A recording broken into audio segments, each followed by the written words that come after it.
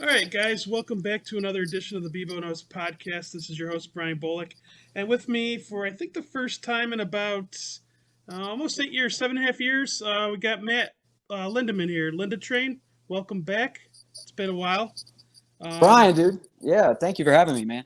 and I meant to mention, the whole reason we started talking again was you saw a tweet of mine related to Bet Bash, and there was like a picture that I commented on about how many virgins were in this picture, and you like direct messaged me. I'm not going to read off You're the direct killing me right message, off the but bat. You're throwing me under the bus to everyone at Bet Bash. no, I Man, didn't say what you said. I'm just saying that's what you responded to. I'm not gonna read back the direct message. That's private. But Yeah. Okay. that's what Well. got us talking again. So that's Yeah. it's a nice icebreaker, I guess. Yeah. Yeah. Yeah. But yeah, I'm not gonna mention anything. I'm not throwing you under the bus or anything. I promise. So welcome back, Matt. I'm glad to see you. It's been a while. Um, I was looking through the outline the last time we did this just to kind of see like where life was at that time, and things that stuck out. We were talking about 14 playoff versus 18 playoff, and now they're going to do the 12-team playoff in college football. And then of course it was the Kentucky perfect season discussion, Oh and wow. Yeah. that was Devastating. yeah, and yeah, rest in peace to that. But yeah. But we wanted to start off on a little more serious note. I know that and I'll put a timestamp on this for those who might not, be more interested in the betting aspect of this conversation. I'll let them do this, put a timestamp on it. But, I know that one of the things that you had gone through in the past couple of years, and I don't know I don't remember how far back it was. I've kind of lost track of years, but, you had, some stuff come up with mental health, and there were people on here that were kind of concerned for you, looking out for you, and as far as like mental health goes, I feel like one of the greatest things in the past like 5 or 6 years or so is like being able to more openly discuss this without with less of a stigma attached to it. And I was obviously not going to just throw these questions at you without you being willing to discuss it. But the fact that you're willing to discuss a little bit about the stuff that you've gone through, and because I like to try and see if if there's any way that maybe I can help people out, or or just to kind of learn a little bit more about it myself, even if it's just learn about it. And so I guess to start, I wanted to I guess so for those who aren't familiar with some of the stuff that you were going through back, I don't know how, like I said, I forgot how many years ago it was, but if you could give like a brief synopsis of the things that you were going through at the time, and like the kinds of things that people did to try to help you out, and like how that ultimately ended up turning out. Yeah. Do you want me to just give one big rant, or do you want to cut it up, or how do you want to do it? Oh I'm yeah, you happy to could, just yeah, kind yeah, of. go, yeah, just kind of go into it. And if I feel that a question that needs to be asked, I'll go ahead and kindly interrupt. But yeah, go ahead. Okay. Yeah. Well, I was trying to kind of figuring out if I want to give the 5 minute version of this, 10 minute version of this, 30 minute version of this. It's tough to tell, but I do want to preface this in saying that over the last 2 years, I guess we should start by saying 2 years ago, I had a very public psychotic breakdown on Twitter that all of you got to witness for about 4 or 5 days. And so the last 2 years, I've kind of been dealing with the after effects of that and kind of picking the pieces back up after all that happened. So I want to preface this by saying that over the last 2 years, I've very much learned that privacy is power. I don't really recommend oversharing with strangers, and it's something that I think I did poorly in the past, did too much of in the past. But given the fact that I made all you all bear witnesses 2 years ago, I do think that everyone's owed an explanation or a little bit of a backstory about what happened and what led to that. And, of course, what I've been doing since. So, I just want to kind of jump into it. Hopefully you guys understand. Really my mental health story probably started in college. And, to begin, just to provide a little bit of a backstory, I have a relative with a serious mental illness. So that's always an issue that was kind of coming up in my family, dealing with that. It was always a very difficult thing. And in the back of my head, always something I was very concerned about, developing some type of mental illness. Did not want to become like my uncle, very concerned about that growing up. So I had a very happy childhood, went off to college. Everything was good. For some reason, senior year of college, I started to develop some like really serious social anxiety. And this was before anxiety was really a buzzword. Nobody was talking about mental health or anxiety or anything like that.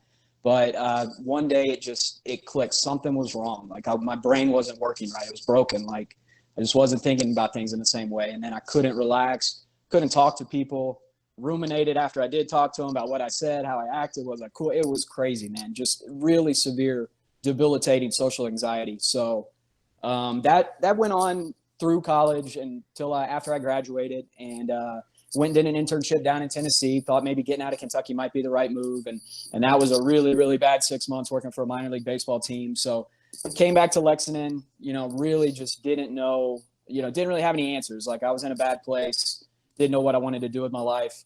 So I stayed there for a couple months, and I said, you know what, I got to get out of here. I got to try something new, big. So I'm going to Vegas. I've talked about Vegas since high school and college, like maybe a change of scenery, a new place, chasing my dreams. That's what's going to get me out of this rut. So I moved out there. I moved out here and in 2012. And the first 3 years or so, I was an absolute nervous wreck. Anybody who knows me in those years, 2012, 2014, I was just a 23-year-old kid, didn't know where he's supposed to be, was just terrified of making mistakes all the time. I was a nervous wreck. So, I got through it, and I was slowly making progress in my career despite, being such a mess, and, starting to show a little bit of my talent, what I could do as a bookmaker and odds maker, and what I what I was capable of. So things were going well career-wise, and things started to pick up. And in 2015, I want to say year 3, around when we did this last, I started taking Adderall. 2016, I started smoking weed every day. So I picked those two things up. And when I started taking Adderall, my work performance went through the roof. I became a super. I took kind of the next step as a sports bettor. This is absolutely no way an advertisement for Adderall. But I took a pretty big step and leap forward in terms of betting. Started really making some money, really got good at it. Got good at making the numbers. I was probably one of the best bookmakers in the room at that point at CG. And so that was pretty much the case all the way through the end of 2016. And then at the end of 2016, we had some kind of incident at work, and they threatened to fire me for like the 87th time in 3 years. And I just said, you know what, I'm done with this place. Like, I don't really think I can grow here. I can't move up here. So I did one of the bravest things I've ever done besides moving out here, which is quit. I quit just flat out. I didn't have a job, didn't have, an answer, didn't know what I was going to necessarily do, but I knew I was starting to make money on sports betting. I thought that was maybe an outlet. And I just thought it was time for something new. So I left there, and, I think I gave my parents like this lip service about how I was going to like sell picks so I'd have a steady income. But to be honest, like I realized a few weeks after that, I just wanted to bet. Like I just wanted to try betting for a living, see if I could hold my own, support myself. So I ended up just, saying screw it to all like the, pick selling and all that. And I just decided to start betting. So January 2017 was kind of the beginning of that adventure. And that went on for about 6 months. And to be honest with you, I will say that was probably the most pure 6 months of, really this whole experience for me. It was just me trying to prove to myself that I was good enough to beat the market, to make enough money to support myself. My goal was to make more money than I made at CG, which I did the first 6 months. And I was ecstatic. I thought, this is great. Like, this is everything I could have asked for. I got freedom. I'm making money. And then I want to say June 2017, the first losing month came. I had the first month where, I couldn't get anything going, and every winning day was followed by a losing day. And it was starting to wear on me. It was getting pretty stressful. So I was kind of starting to see, the bad side of being a professional sports bettor, and just a little glimpse of it, what it's like when it's not going so well. So Sure. I was starting to get a little nervous about it at this point, and, worried about my mental health. And that's when Right Angle came along that summer, and they called me and they offered me a job as a researcher.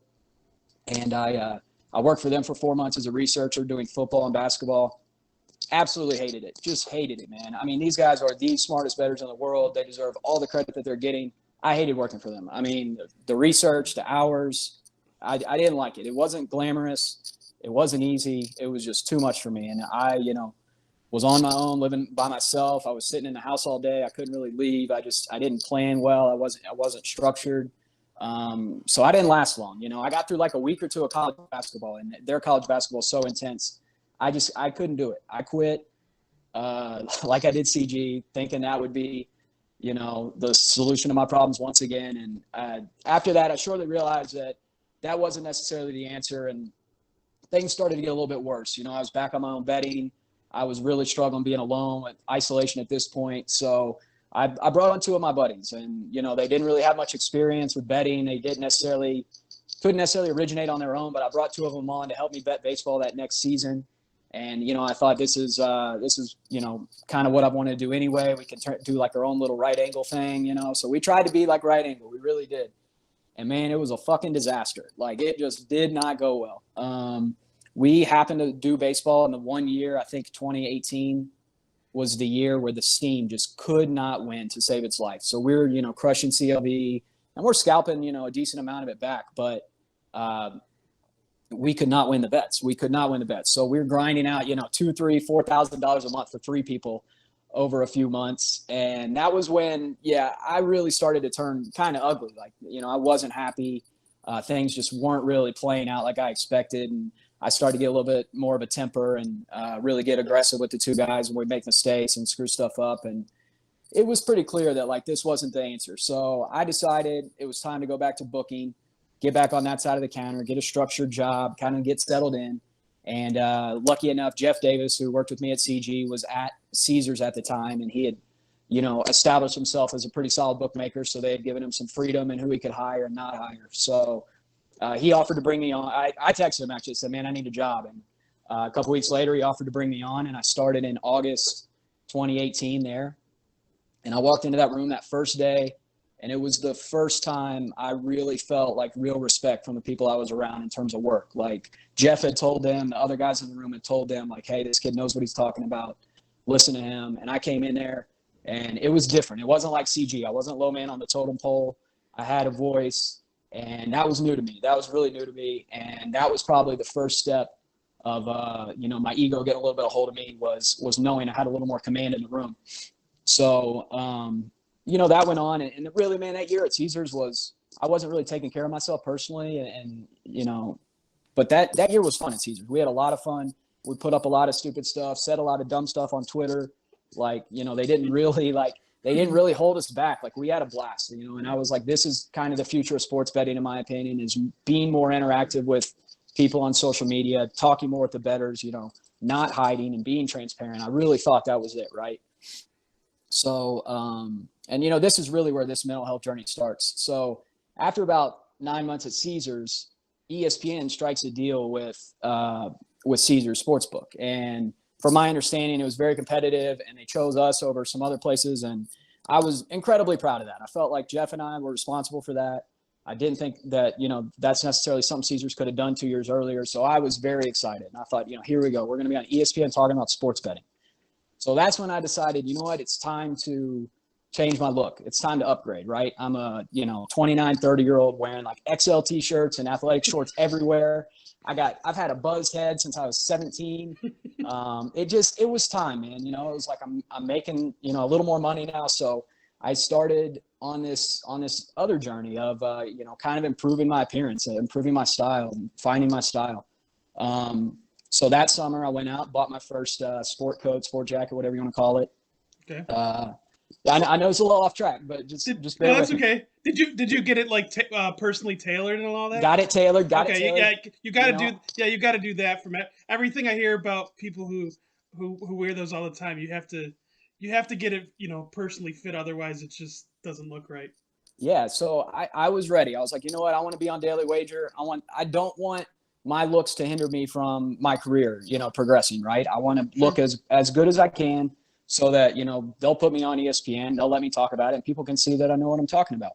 So I get this jacket, and, I wear it out, a couple of times to work, and something weird happens. Girls are looking at me like I'm befuddled, right? This is something that's absolutely new to me. I'm walking around and women are looking at me. So this was a revelation, right? This was like the coolest feeling in the world. I wanted to keep doing this. I like getting attention. I like getting looked at. And the cool thing was, while you're walking around, getting some of this attention, kind of getting comfortable in your look, whatever you want to call it, you're also moving, you're getting steps, you're getting exercise. So, I was losing all this weight. I'm starting to get attention. And with all this happening, a shopping addiction was born. So I legitimately, I can't believe I'm saying this, but legitimately developed a shopping addiction in the summer, fall 2019. So, I'm going, man, I'm upgrading everything I can. I'm changing, everything, dress shirts, collar, polos, everything is new, like just brand new wardrobe. And then I go and get my eyebrows threaded for the first time. I've never had anything done on my eyebrows. And I look in the mirror, I go, holy shit. And you can maybe see now, look how good that looks, bro. Yeah. So tell me, what is it? What is that? It's What does that involve? I've never heard of that. so it's like they take two strings and they kind of they tweeze with strings. They take these two strings and they use them to thread I don't know, it's crazy, but it's way less painful than all the other stuff or anything you try to do at home. Just takes 5-10 minutes. Is that something they do is that like a salon thing? I don't know if they have them in other city. I would guess it's a salon thing most places, but they have these eyebrows stores. And I drove by these eyebrow stores for 7 years, and I go, I should probably go in there and get these. I had it's like the Amazon of my eyebrows before. So I did that, and then really the thing that took it over the top was I went and I've been trying different barbers. I wanted to get out of this whole buzz cut. And I went to this lady Barb, who is still my barber to this day, incredible barber. And she gave me a haircut that I didn't really ask for. And I looked in the mirror and it was really kind of like this. And I was like, holy shit, we're really in business now. So I got this upgraded haircut. I got everything looking fresh. I'm feeling good. And I'm going in, I'm enjoying the looks, I'm going to work. And, another really interesting side effect is happening at work. I'm, finding more confidence. I'm performing better because I look good. I feel good. So it was creating this accountability in me. I kind of leveled up a little bit and I had to elevate my game. If I'm gonna walk around in these fancy ass clothes, I got to step my game up. So it really was a key thing for me, mentally, and getting in the right headspace, because we're at Circa, which is the sharpest book in the world at the time, still is, and taking the biggest limits. I mean, this is an incredibly competitive atmosphere. You got to be on top of your game. You got to have an edge mentally. So to me, this was giving me an edge mentally. But what I didn't consider is what everyone else was thinking as this was going on. So this really progressed quickly from, June, July 2019 to, October, November. I'm pretty much crazy person with all these clothes and just completely in it. Right. So I'm not sweating it because I'm winning the most money I've ever won betting. We're doing really well at Circa. I don't see anything wrong with it really. But man, I was just crazy cocky, just unbearably cocky. Wasn't afraid to let everyone know how good I was. And that's when things started, kind of getting ugly. And when things really started to turn, and I would say this is probably the biggest mistake of my professional life, is I approached Metcalf and told him that Chris's NFL prop numbers weren't any good, and everyone in the room was starting to get concerned. And at that time, it was Metcalf and Chris, and then me and 4 of my best friends who I brought with me from previous stops or just guys I'd always known. So the room was 2/3 me and my friends, and then him and Chris. And when I said that, I basically drew a line in the sand, like a battle line. And it really deteriorated from there. We had, a lot of arguments, what's going on with you, or, a lot of concerns about my mental health. And I'm just sitting here fuck this guy, man. He's just threatened by me. That's honestly, that's how I was operating. These guys are mad that I'm stealing their shine. So they're going to try to gaslight me, right? They're going to try to convince me that I'm crazy. So that went on for about 2-3 months, and I'd argue with my friends and they tell me everything's fine. And then I go into work and they tell me everything's not fine. And then it was brutal. It was ugly. So I decided to leave. And against, I know people I care about told me not to leave. And I'd already kind of learned a lesson with Circa or with Right Angle about, quitting and not necessarily being an answer. And, but I quit. And that was definitely a move fueled with ego. I was convinced that I was going to have some type of content gig lined up. Something was going to come about, man. Like somebody's going to want me to book games. It's not going to be a problem, right? Sure. So I quit, and later that week, I get word that everyone's being told that I have mental health problems. And I'm told that they had a meeting in a room, my 4 best friends and those two told everyone, or one of the two told everyone that I had mental health issues. And nobody said anything back. So when I heard about this, not only them saying that, but then the fact that no one defended me, I pretty much was convinced I had mental health issues at this point, right? So I went from in a week thinking I was going to be totally fine getting a new job to, I'm unemployed and there's something wrong with me. Something's going on. Clearly, everyone's afraid to tell me, but something's going on. So the next 6 weeks were really bad. January 2020, February 2020, really ugly. Didn't really know what to do with myself. Went to the gym, became a gym rat. First time in my life I'd ever really gotten into that. Just kind of poured my focus into my body, which not necessarily the, wrong idea, but, wasn't facing what was going on at all. Planned a few trips, just want to get out of town. Couldn't even look at college basketball, man. For a month and a half, I was so burnt out and so tired from Circa. I couldn't look at anything. So went on a spring training trip with my dad, got back on March 11th, bet Wednesday college basketball that day, sat down in my chair, said, all right, it's time to get going. We got the tournament. Then we got baseball. It's time to start making some money. That Wednesday, I kid you not, I went 7-0. It was just everything was in my favor that day, and I kind of see why now. And that night we started getting some, news about the, COVID, and then that next morning, and everything was canceled. So it was a nightmare, right? I mean, this is the absolute last thing I need, is to be isolated in my house away from everyone right now, thinking about what just happened, thinking about my mental health issues, thinking about everything at Circa. I don't need this right now. It just wasn't good. Yeah. But I at this point in time, my ego's so big. I said, you know what? We're gonna just stick with this toxic positivity. We're gonna fight our way through it. You're gonna use this. Use this pandemic to get in shape. You're gonna use this pandemic to stop drinking. All this stuff. So I set my heart to it. I didn't drink for the first 6 weeks of the pandemic. Worked out every day. I think I even did those little dumb push-up things that everybody was doing on Twitter, gambling Twitter, just anything to keep me my mind occupied. And keep in mind, this is now 5 years into me taking Adderall, and 5 years into me smoking every day. And once we get to April, I've gotten to the point where I'm getting 10-30s a month of Adderall from a buddy, and I'm snorting the first 3 or 4 of them. And then the other 6 or 7 were gone within the first week, that March, that April, which had never happened, never had that kind of problem. So I said, okay, this is becoming an issue, so I'm going to stop taking it. What better time to stop taking it? You're not working. There's a pandemic going on. You don't need Adderall right now. There's absolutely nothing you need Adderall for. So I quit cold turkey, completely cold turkey, early April in 2020. And then in mid-May, I decided to go home for 2 weeks. And I ordered, usually order some type of, you can't buy weed in Kentucky. So I usually, get some type of vape pen or something to hold me over when I'm home.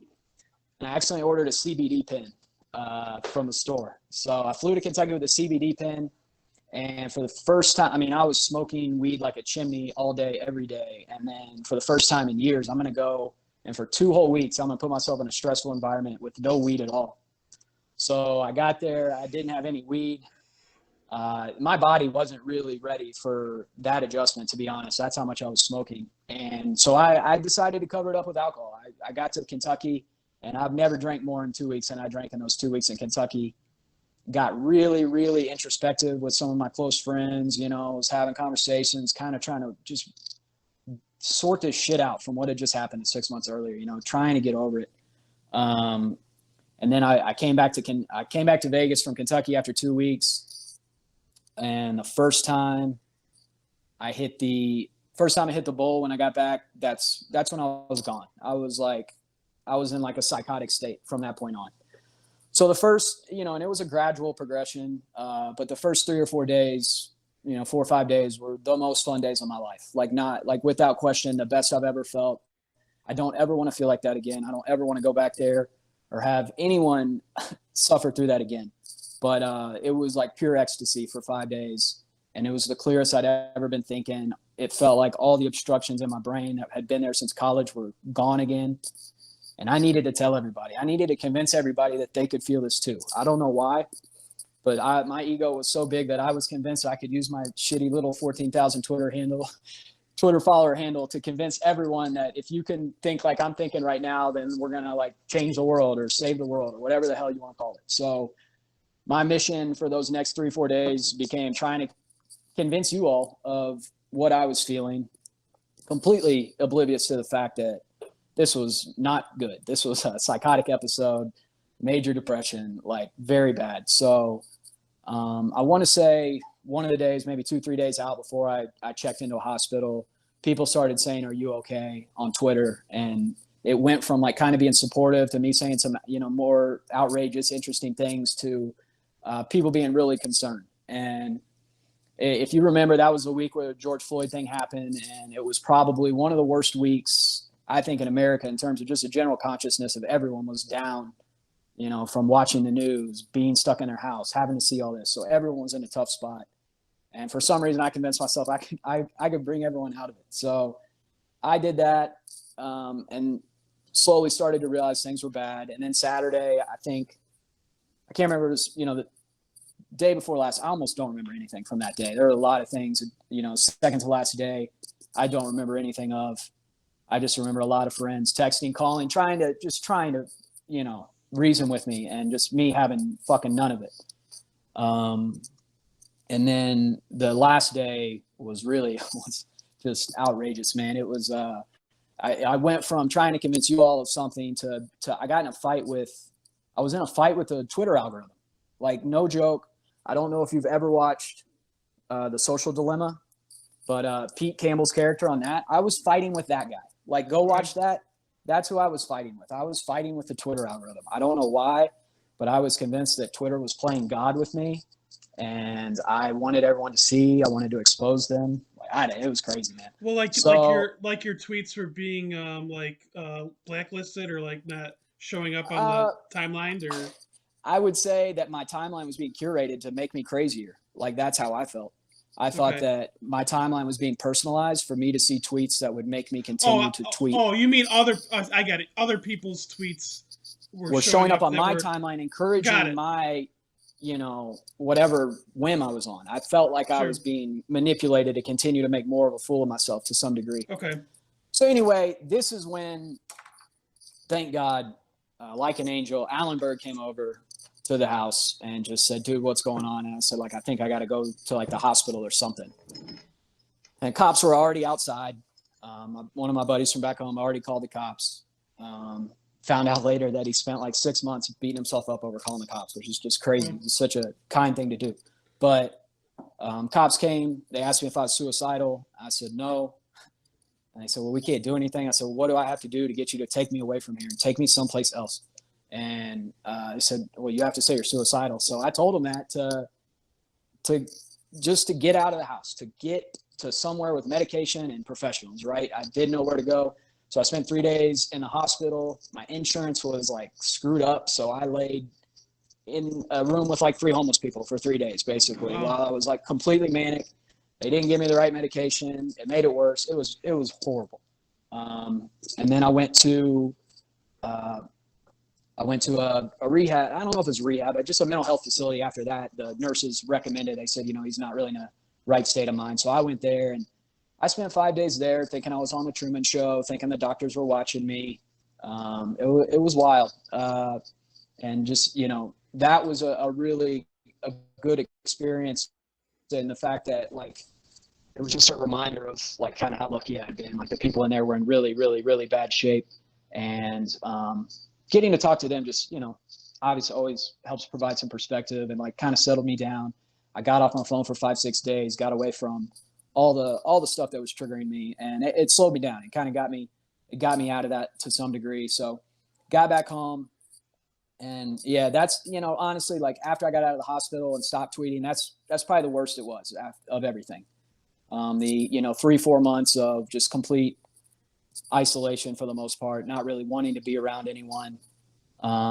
Just, really ashamed and embarrassed of what had happened. And it's just, and no, there's really nothing you can do. You just got to give time. You just got to let time take its course. And so I was pretty stuck there fall 2020. I was betting, but it wasn't really going that great with football. I was feeling like not all that motivated.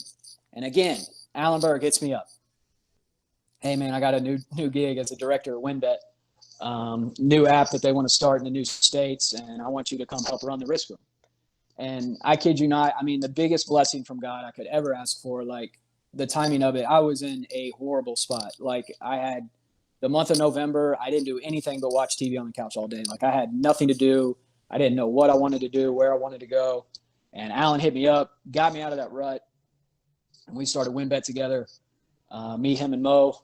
And the rest is history. I mean, well, not really, but so we're still climbing our way back. I'm not going to sit here and say that like my story's finished, my battle's over. It's not. Like I still drink, I still smoke, I still get mad, I still got plenty of mental health problems, but I'm fighting. My mental health is my biggest priority. Obviously I think we're going to talk about some of the things I've been doing, but it's really been a crazy journey. And yeah, I appreciate you all letting me share, because it's been inside me for 2 years, needed to get it out to move on. And I really hope you guys see where I'm coming from at the very least with that.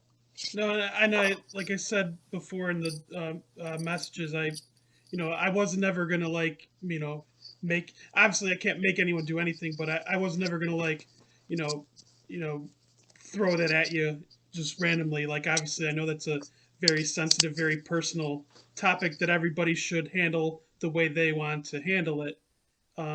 And and to go back to what you were saying before, I don't think you owe us anything. I mean, I know you said that, but I don't think you necessarily did. But I do appreciate you sharing it, and I do think that if there's any, I'm hoping that if it affects if one person listens to this and kind of examines themselves and maybe changes themselves, changes something they do, or seeks help or something, that I feel like it's worth it. But just sharing the story, I think it's good that we're more open to sharing these stories than we used to be back in the day. I know I can't thank you enough for opening up to that.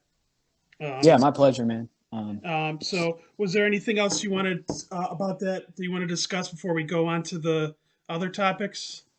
I think I mostly just kind of want to say that, like, I still think this gets swept under the rug by a lot of people, and it's going to catch up with you in some way, shape, or form. I really believe that if you make a commitment to this today, it's going to pay off tomorrow. And like, I paid for not making a commitment to it for 10 years. And I finally started prioritizing what I was doing, what I was putting in my body, how much I was moving my body, all of these things. Setting boundaries, man. Setting boundaries is so big. I got some people out of my life that had to go that weren't, helping me stay in a good headspace, stuff like that. You have to commit to doing those things. Otherwise, you're not going to go down the road I went down. Nobody's necessarily going to go down the road I went down, but Sure. you might find your own personal hell. So I really hope I can inspire people to get out ahead. Don't convince yourself you're Superman. Don't convince yourself you're smarter than everyone else and better than everyone else, and you don't have the same problems as everyone else, because you are just like everyone else.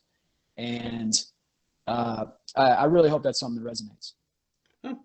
Well, again, thanks for sharing that personal story. So we'll go on to more lighter note, but again, like I Much said, lighter note. appreciate it. So Yeah. yeah, I'll let people know around the 34-minute mark as we're gambling talk starts here. So it was the 30-minute version, I guess, is what you Yeah, gave. I So I really didn't know, man. I was like, I just hope it's not like hour and a half version, But no, that's okay. I have the day off today of work, and just heating up leftover beef from yesterday. So we're all good on dinner. But so yeah, you already kind of touched base on some of the professional aspects. So I don't know like how much you need to dive into some of these things, but I know that you've been to a bunch of different, you've worked with a bunch of different properties in Vegas, and it was like can't. I think when you were talking to me, like it was Cantor, then it went to Caesars, Circa, and then you're now at WinBet. So in terms of like all the different properties you've been to, and like I guess you've had a bunch of different roles in those there too. Like how is that? How have all those different companies and different roles shaped your betting expertise or acumen or whatever you want to call it? Well, CG was far and away the best experience you could ever ask for as like a 23, 24-year old trying to learn how to bet. I mean, we got absolutely beat down by sharps every day for years. Like it was the sharpest book in town. They were the whipping boy at the time because they were the only place that was like semi-tolerant of sharps and had decent limits. So not only were they taking the sharpest bets, but we were under strict pressure to win and get the hold up. So there was a lot of pressure. It was a very demanding job.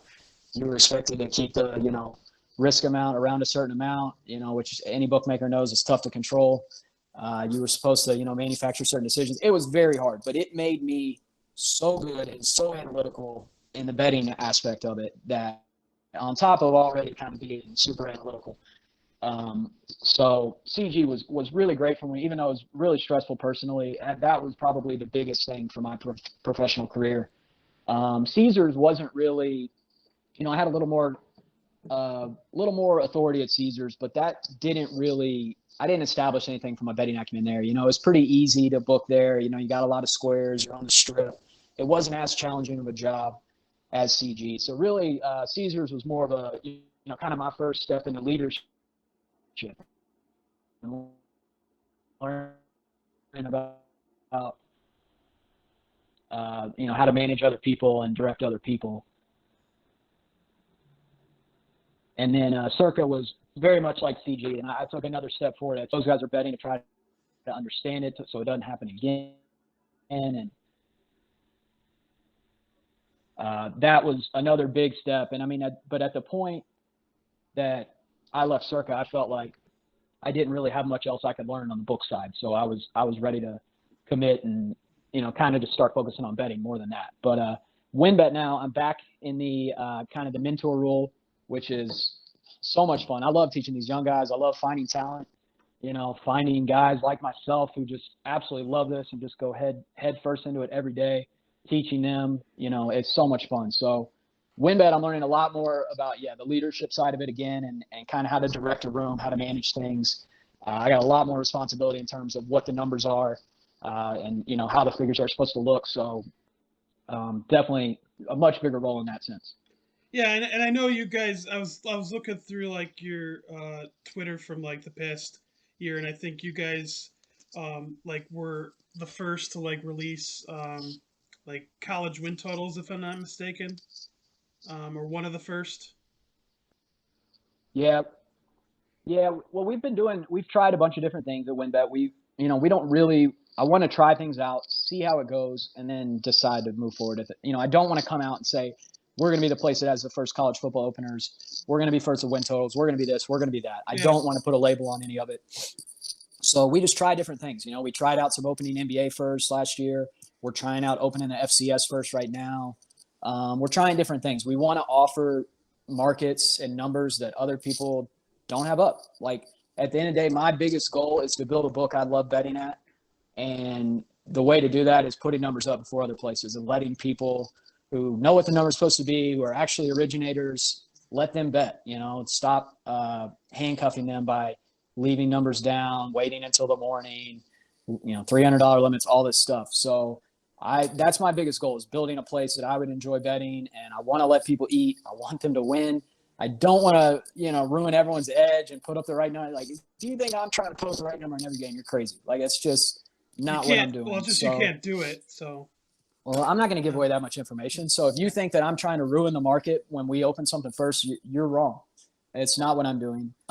So we just want to get the numbers up. We want to get the market going, allow the people who know what the numbers should be to shape the market, and then we'll go from there. I'm tired of this like PPH bullshit where you got to wait until 2 p.m. Eastern on the day of, and then you can bet, but then everyone else is betting. And we're going to put it up the day before. If you have an opinion, limits might not be incredible, but you can come and you can get something down on it. Yeah, and is it so? Are you allowed to speak on whether like does your book like I know you're talking about the risk aspect. Do you have like limits in place for certain people like that are different than other people?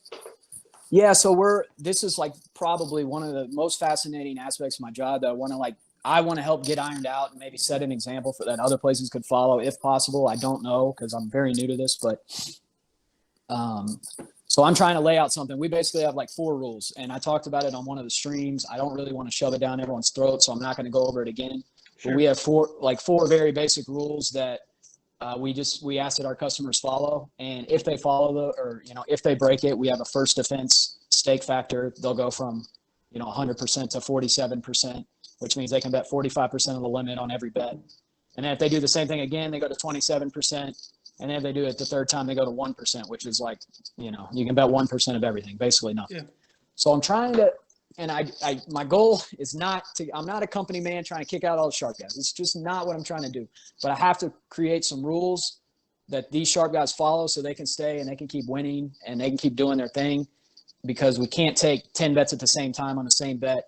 We can't take 10 limit bets on 10 different markets at the same time. We can't have people betting plus 20 when it's supposed to be minus 20. We can't have those things, right?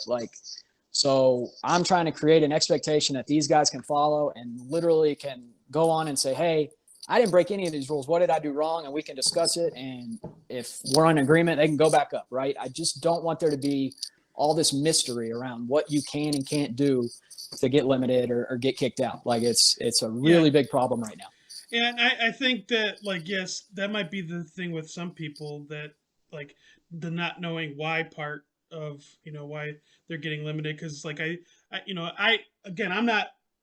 I'm not one of those people that's ever been limited. So I can't really speak to this. I'm just speaking from secondhand people talking, and just, sometimes it's just being on the right side of a move a couple times could get you limited at certain books. And and you just there's always one of the popular things on Twitter is to post a screenshot of how much you're allowed to bet on a certain side, or total or whatever. And it's comic on how low it's almost like the 1%, the third or fourth violation at your place, but what caused it. I mean, I guess I don't really know. Sometimes the whole story isn't told by the person who's posting the screenshot, but it just seems like that's a problem that some people have. And I'm guessing some people might not be telling everything, but there's also times where people will be like, I don't know why I'm getting cut off after only making a couple bets here. Yeah, and it's crazy because a lot of these people can't tell you the whole story because they're kind of being held hostage by the bookmakers, right? If they want to keep betting, they got to stay silent. It's crazy. I want the guy with 30,000 Twitter followers to be treated exactly the same as the guy who's never signed up for Twitter. I don't care if you message me on Twitter and try to sweet talk me, man. It's not going to help you. I want everyone to have the same rules. Right now, it's based around, do you have this personal relationship? Do you go in and talk to this guy? Are you all friendly? You kiss his ass enough and make him feel good about himself? Fuck all that, man. I don't need that. And that's what it is in this town and a lot of places that aren't Circa and aren't Westgate. And I think it's ridiculous. I think it hurts the whole industry because you have all the bookmaking jobs in this town and you're not allowed to bet here. It's crazy. How do I get a 24-year-old come from a good college, good GPA? How do I get him to move out of Colorado or Arizona or Illinois or Pennsylvania, one of these places with 20 books with 1 million betting options? I'm going to say, hey, leave all that behind and come move here where you can bet 300 at 75% of the places. And then there are 4 shops that have bare bones menus that you can actually bet real stuff at. There's not going to be any talent here in 15 years, man. This is all it's a house of cards right now, Brian. It's a house of cards until they start with Nevada, or they outsource the jobs, move them out of this state. One of the things got to happen. Because how do you get guys like me to stay here booking these games? And how do these places stay in business if there's no one with any talent booking the games? It's not going to work. Sure. So I hated it made me sick for a week going on there and throwing those people under the bus about the limits. I didn't want to do that. Yeah. I know it's a bad look for me. It's at my expense. But if you fuck with my limits, man, I'm going to Twitter. I'm going to Twitter. And 14,000 people, I don't even know how many of them still follow me. I'm probably muted by most of them. But the people that don't have me muted are going to know about you mistreating me. And you know what? If I do that to you, you are welcome to take it to Twitter, and I'll have it out with you on Twitter. And you can call me out for mistreating you as a bookmaker, and we'll solve it. But I'm going to put my shit, if you mistreat me, it's going on social media. And Yeah, I just want to I want to say that there's no coincidence that came after like the best betting day I'd ever had the day prior. of course, So naturally.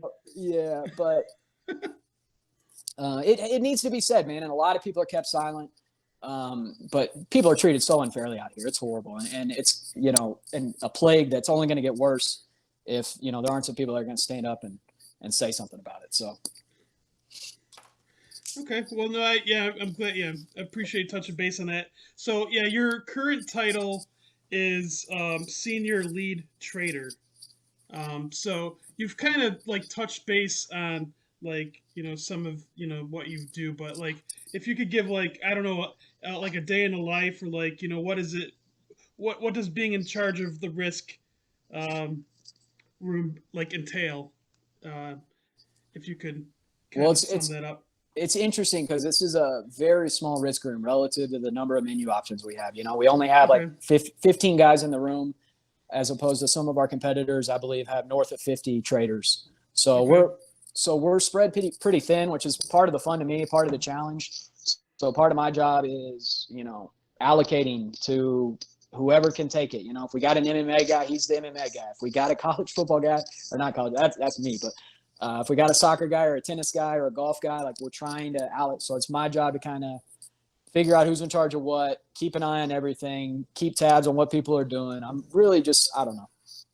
I'm just responsible for the room, like, and also responsible for the risk. And I don't know. It's very similar to being a bookmaker, just a normal trader, except I probably spend a little more time at home, spend a little more time thinking about, big picture stuff and how to make things, operate a little smoother as opposed to, what the numbers should be. But I still am involved with the numbers and the trading and the positions and all that. But there is a little bit of a managerial aspect to it too. So that's a fun and different thing that I haven't really gotten to do before. Okay. And yeah, you had mentioned before you were talking about the sharp action or the sharps and sharp action, but in terms of like the industry itself, seems that like at least just based on my knowledge of Twitter, like I can't say I know any like sharp betters outside of Twitter. Like this Twitter is where I know, the sharp betters, but in terms of like the relationship that betters have with people in your position, what do you think the industry can do better to cultivate like a better relationship like between each other? I think exactly what I was talking about with being transparent with your limiting policy. I think that's a good place to start. Yeah. I know that a lot of places in town push for places being more transparent with limits, but there are so many nuances to limits and why you're limited and what you might do that you can't. I think it's really tough to just go and post a limit and say everyone's entitled to it. I think that's very difficult, but I do think there can be more transparency in why you don't get the house limit, why we have to keep you at a smaller amount or what you might have done in the past. So I don't know. That's just how I feel. I think that's a step, but like really the like mystery on the bookmaking side of what we're doing, just that wall needs to come down, man. It's not helping anybody, and like us not explaining anything we're doing or why we're treating people how we are. It's not good for anybody. So hopefully if we can develop a line of communication and this is really like, if you want to know my goal is for you to stop seeing that plus 20 when it's supposed to be minus 20 and saying, fuck them, I'm going to go bet it. Like, I don't give a fuck. They're just a greedy sports book. Like, that's my goal. I don't know if that's ever going to change. There's always going to have people that are going to take free money. But if I can get you to realize that there are humans on the other side of this that have to answer for that mistake, that are going to pay for that mistake, then maybe I can get you to not do that. And then maybe you won't get chopped and then the whole relationship stays smooth, right? So I know that's probably a fantasy to some degree, but I think we can at least try. Okay, that's fair. And then like as far as like your the win bet, do you think like what's your overall feedback that you hear from betters either from in person or on Twitter, like on how you guys handle betters? They don't say shit, man. They don't say shit about any of it. I haven't heard anything about WinBet in 2 years. It's crazy. I've never seen so little support for a place that's trying to let people bet. I don't know. So it's a big bummer to me. I was really hoping for, a little more love from you guys for giving you a place to bet. But they don't, man, it's like we don't exist. If you look at social media and gambling Twitter, it might be because I have like 90% of y'all muted. That might be the problem. But I had to mute everybody. So maybe that's why. But man, I do not feel the love even remotely close to what I felt at Circa, and I'm sure there's reasons behind that. But yeah, they don't talk about us, man. Hopefully one day, but not today, not yet. Okay. All right. When we originally started talking like a couple months ago. Restarted our conversations a couple months ago. I was thinking about having you on for like a college football preview pod, but you know, for what it doesn't matter, no big deal. But I did want to bring up college football since that seems to be your forte, if you will. But between the college sports, would you say football better than basketball in terms of your like bookmaking skills? My edge is much smaller in college football now. That used to be. Okay. I've kind of taken a little broader approach. I'm trying to do every sport now, including like NBA and stuff like that I've never done before. So college football, they're like these college football only freaks that like don't cap anything else, and then they're just like Superman from May to November every year with college football. Like I can't do that. So I would say my college basketball stuff's a little better, but Okay. I mean I'm balls deep in college football like always. So Okay. Sure. Okay. So yeah. So I did want to have that as a topic, obviously, because that was something that like I said, you pride yourself on. So, instead of going, I don't even remember how I was gonna approach it, but one of the questions I had here was in terms of like teams, like to start the year. I think we're like 4 weeks in. If you count week 0, is it 4 or 5? I don't know. Um, I guess so this would be week 5 if you count week 0. yeah, yeah. So in terms of like the adjustments that you've had to make, either up or down from the start of the season, like what are the teams that you've had to like kind of uh, move the numbers more than others? In the past, I guess, couple weeks. I mean, I guess I don't know. And again, one of the other questions I'm going to have relates to like how quickly you react to one game, first game, second game, third game. But yeah, what are some of the teams that like you've been moving up or down based on performance?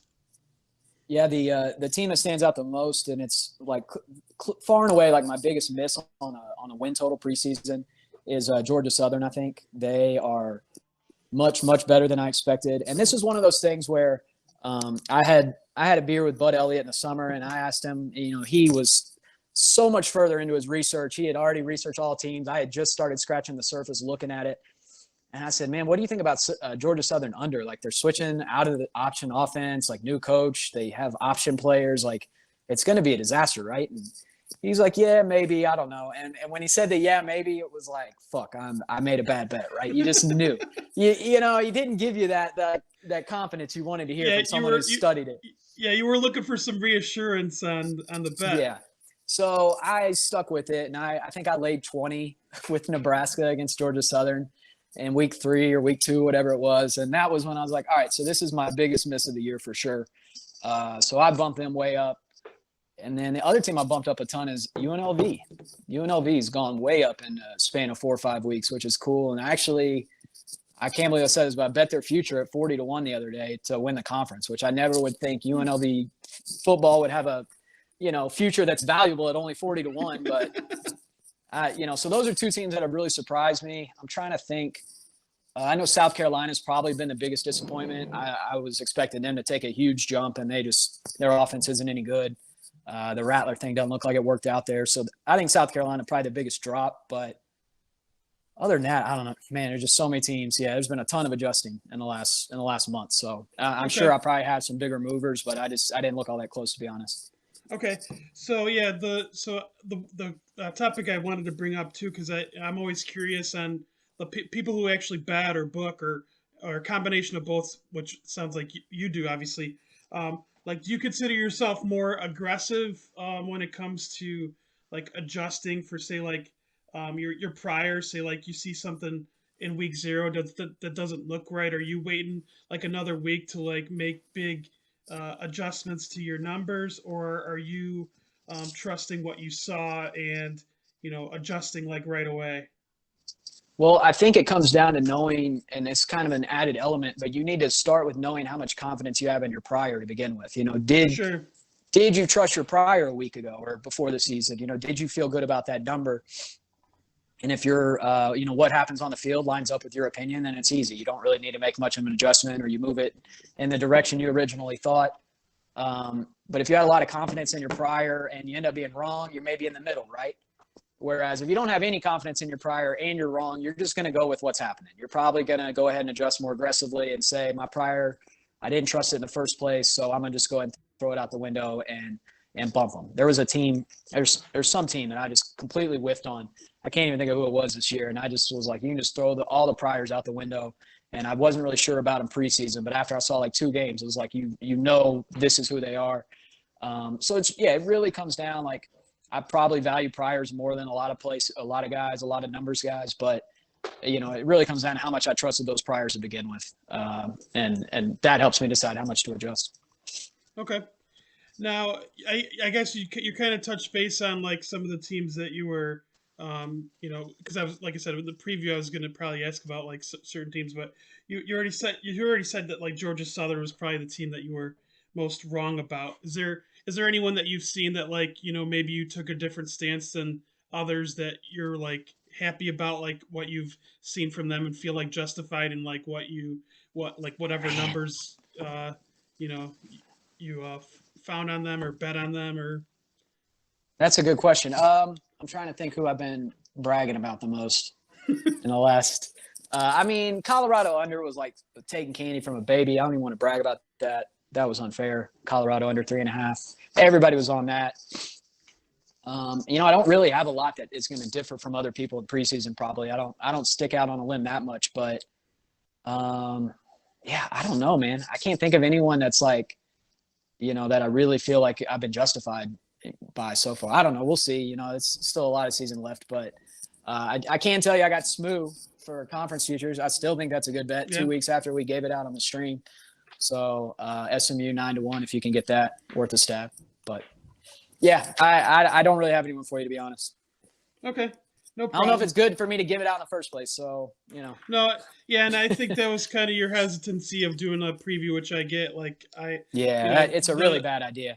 It's one of the topics, and I don't know if I've ever like properly discussed this in a podcast before, but the line that a lot of people on podcasts have to tiptoe to make sure that they're not giving away any particular edge, but maybe still providing some like something that people can use that isn't necessarily quantitative to a specific sport or anything, like something that they could use like approach or something like that. So like I understand why people would not want to like come on here and give a preview. So when you kind of show up that hesitancy, I was like, oh, I totally get it. I had somebody reach out to me in the DMs about like why you didn't want to do it, and I said I don't think he's I don't think he wants to give away like certain things that he probably has like an edge on or wants to make a bet on. So like I think people totally get it.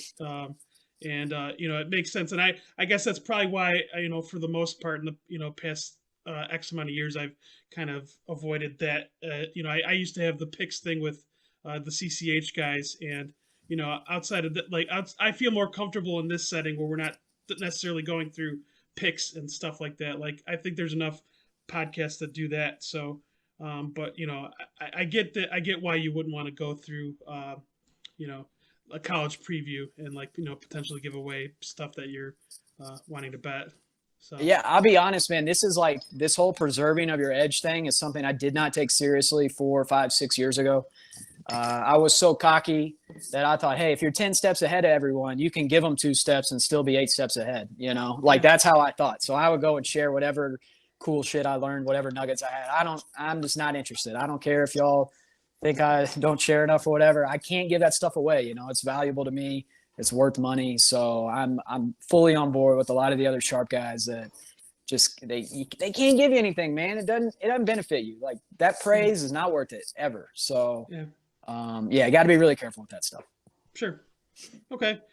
So yeah, I have some listener questions and then some like random questions I kind of just threw at the end here for like random like topics that weren't necessarily like ironed out or like needed to have like a huge discussion about. But I think I kind of touched base on some of these, but one of the listener questions was from Griffin Hatton asking about what type of hair product you use. Well, listen, I'm gonna steal this, use this as a beauty tip section of the show.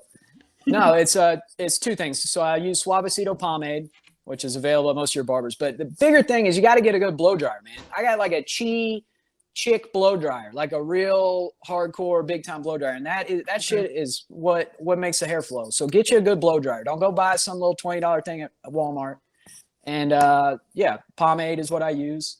A couple other fashion tips I want to give: shirt stays, help your shirts look good. And go to a tailor. You said it already. Go to a tailor. Yeah. Get your pants tailored. Get your shit tailored. I promise you the confidence you're going to have is going to be unparalleled to anything before. Like, I am very passionate about this, so I could rant for days. But anyway, we'll move on past the hair question. But yeah, so like going back to like what you're touching base with on that though, like I'm guessing like that the looks portion or like how you feel, you are looking good. I'll say. I'm not gonna lie. I don't remember if we don't think we did a video pod before, but like you look like you got your stuff to get. Like you look like you're taking care of yourself. So yeah, and that was one. I mean, all that was really bad that I went through that year, but I do feel like I was on the right track with that, and I've stuck with that ever since. So that's been a key part of me feeling as healthy as I can. Yeah, and just towing the line between being confident in yourself and like a little too cocky where you rub people the wrong way. I go over that line all the time. It happens. Okay, so and actually I'm gonna like share parts of this podcast with my wife because she used to work in the salon industry a while back, so like she'll probably agree with you on the whole thing there. One of her big things that she likes to share with people is not to use the boxed hair color dyes. Because you just end up going to a salon anyways to get your hair colored professionally anyways. Like it's one of those things that's like you said, it like with the blow dryer, it's worth your money because you're gonna end up spending more money getting corrected with certain things. So I'm gonna share that with my wife because she'll appreciate the salon aspect there. So the next one was from Sizzling Sports about it. Let me know if he needs a screenshot refresher of the infamous fake Clay Travis UCF bet from a couple years ago. I remember that. I think I can't remember if I was the hammer or the nail in that situation. I think I thought I was the hammer at the very least. But I want to say he tweeted out a line and it was like completely non-existent. But then the market steamed against him, and he had the line he gave out was it was so funny, and like I made fun of him for it or something. I don't remember. I don't know if you have it or not, but I don't. Sorry, I didn't know like the but yeah, I guess if Sizzle wants to provide that, I was feeling strong that day when I went after Clay Travis. I know that. Yeah. I don't know. I don't have the energy to deal with like those kinds of people on Twitter. Probably smart, yeah. I just kind of lay back and just have a couple beers and stuff. So, okay. So there's the rest of these questions are more like I just wanted to get your opinion on stuff or just get you riled up or whatever. But all right.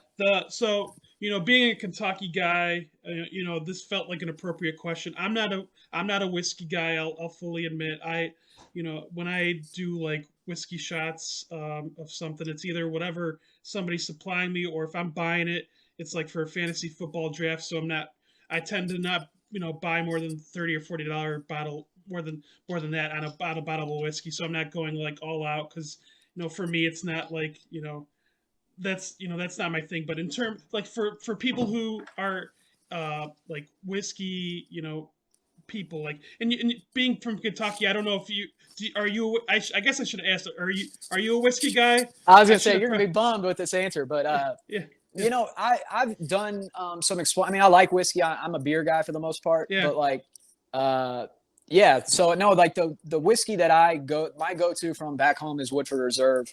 I always get that. It's one of the higher quality ones, holds a little special place in my heart, and to be honest with you, it's the only alcohol I've ever seen my dad drink is Woodford Reserve when we went on a distillery tour there. So I just always like buying Woodford Reserve. Back in the day it would be Early Times or Jim Beam. But I mean, if you're looking for like high quality, I'm not your guy. Like I can't give you, Okay. you know, Pappy Van Winkle, age, blah blah blah. Like I don't got all Sure. that info for you. My buddies do back home. They're all about that stuff, but Okay. I don't know Okay. anything. Sure. No problem. No problem. That's fine. And yeah, yeah. So we're in the same boat. Like, yeah, I'm drinking, like a spotted cow right now from Wisconsin. So, I was um, gonna drink, but it's yeah. 3 p.m. and I talking about my mental health issues. It just didn't seem Yeah, appropriate. yeah, So and I didn't, yeah, and I didn't want to highlight, like, obviously people would probably see me sipping a beer, and I, I don't know if it seems contradicting, like you're talking about mental health, and I'm like sipping a beer, like at I least I hope didn't that drink one. I guess. I hope it doesn't like deter from your message there, Nah. but anyways, the next topic here was or the next question I had was 'cause I wanted to ask you about golf in Vegas, and I was disappointed in your answer. It sounds like you don't really like golf, so why do you hate golf in America? Why do you hate How? it? How? How do you hit this little white ball straight?